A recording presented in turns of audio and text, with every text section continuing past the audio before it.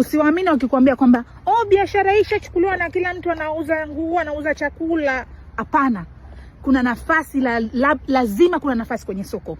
Mimi nakumbuka nilipokuwa na hizi Asia, nilikuwa nasema kila mtu anauza wali asubuhi na silamaki naitwa. Hiki ni chakula cha traditional cha wa Asia, wanapenda kula. Lakini kila mtu anauza na silamaki na kila mtu anapata faida. Unajua kwa nini? Kwa sababu lazima kuna gap kwenye soko. Gap ni kwa sababu gani? Biashara ni nini? Ni kutatua tatizo. Mtu anaweza akataka hiyo na silamaki au tuseme chips kuku.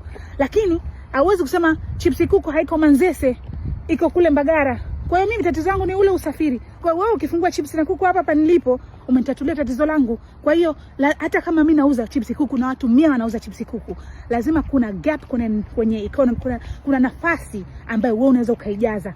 Kwa hiyo biashara sio kwa sababu kila mtu anafanya na wewe usifanye. No, unaangalia gap, wazi uko wapi katika hiyo biashara unafanya wewe. Alafu hiyo ndo inakuwa ndo turning edge yako, inakuwa ndo vutio lako.